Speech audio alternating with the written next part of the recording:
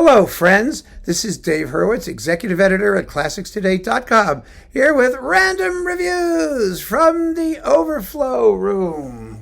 Kabong!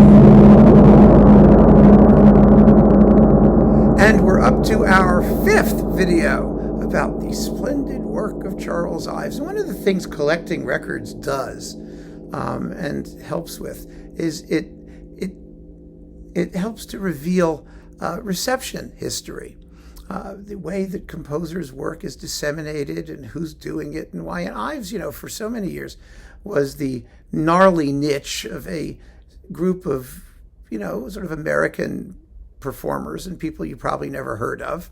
And occasionally Leonard Bernstein got in the mix and Eugene Ormandy got in the mix. And, once in a while, some of the bigger pieces, but there's a tremendous amount of music. And it deserves to be played more generally. And so it's wonderful to see discs like this one, where we see major European artists taking up the challenge. You've got 17 Ives songs, which are wonderfully sung by Susan Graham with Pierre-Laurent Aimard at the piano. Yeah, and then the Concord Sonata with the optional parts for flute and viola with Emmanuel Pahoud, flute, and Tabea Zimmerman, viola. So this is like, hot stuff with like major artists on Warner, nice international label. And it's good to see that. It really is. The performances are excellent. They are. And it's a fun disc. So that's good to see. Then we've got the Orchestra Music of Charles Ives, world premieres and first editions with Orchestra New England under James Sinclair. This is on Koch before he jumped to Naxos. When Koch went belly up. And, this is great stuff. Absolutely wonderful. You've got the Country Band March, the 4 Ragtime Dances, Postlude in F, Calcium Nightlight. That's an interesting number. The Yale-Princeton Football Game, a tiny little 2-minute tone poem. Set for Theater Orchestra, the Largo Cantabile, and then finally the version for small orchestra of 3 places in New England. And these are world premieres and first recordings of the Ives Society critical editions, which are run by James Sinclair admirably. Really a fine disc. And a lot of this stuff got duplicated later on Naxos. I don't know, maybe this actually appeared on Naxos.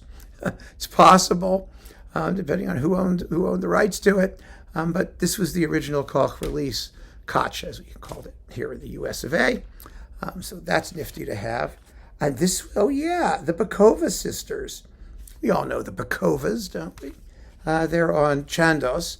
And you've got Rebecca Clark piano trio. Rebecca Clark was a really fine composer. It's a beautiful, bracing, vigorous work. In fact, the finale is marked Allegro Vigoroso. Then the Ives trio, which is also fabulous. And then some more little bits by Rebecca Clark. The Midsummer Moon for violin and piano, and Lullaby for viola and cello. Really, 2 lovely miniatures.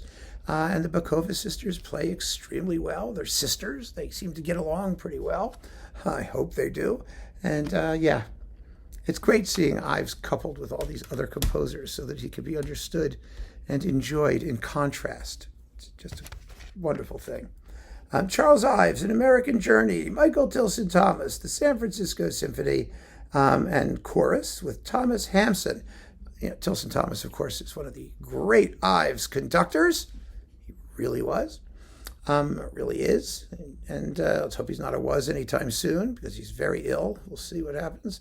We've got From the Steeples and Mountains, The Things Our Fathers Loved. These are a bunch of songs. Charlie Routledge, hey!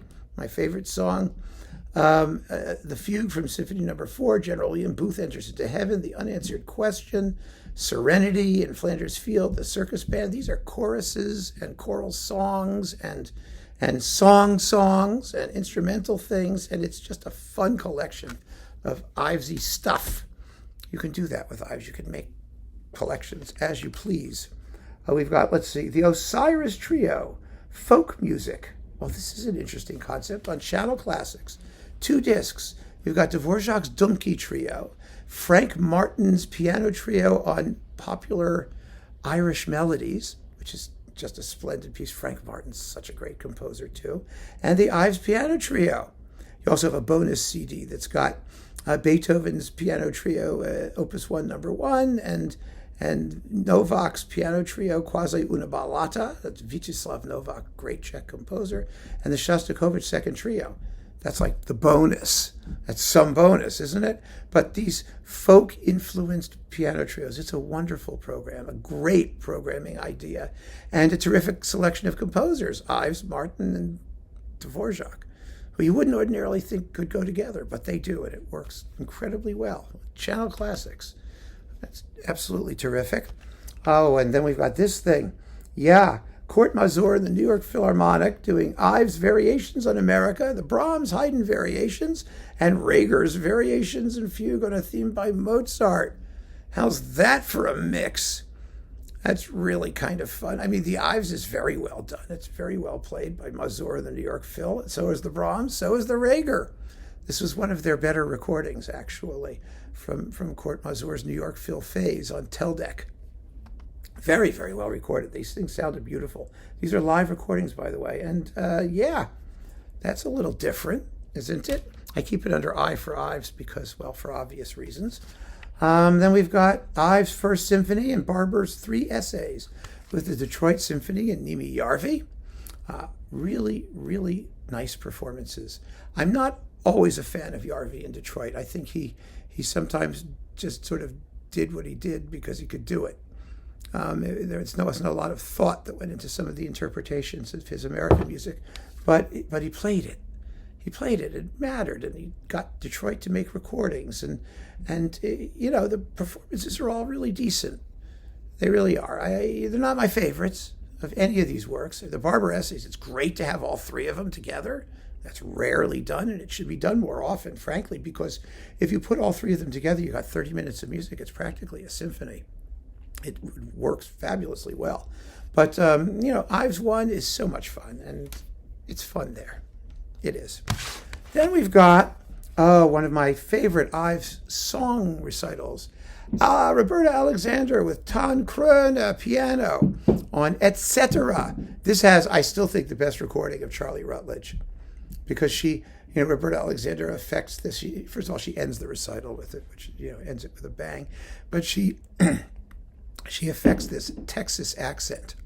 Another good cowpuncher has gone to meet his fate. I hope he'll find a resting place within the Golden Gate, the Golden Gate. It's wonderful. Absolutely wonderful. All the songs are terrific, and there's 26 of them here, which makes for a terrific recital. Ives song recitals, I just have to tell you, even if you don't like Lieder, especially if you don't like Lieder recitals, listen to Ives songs. They will get you into song recitals, and they are so much fun because the songs are so varied and different, and you can't have that tight, buttoned up, Lieder affect that is so off-putting in Lieder recitals. Ives is sort of antiseptic when it comes to that, and so these are wonderful, wonderful programs. So keep on listening, friends. There's more Ives to come. Take care.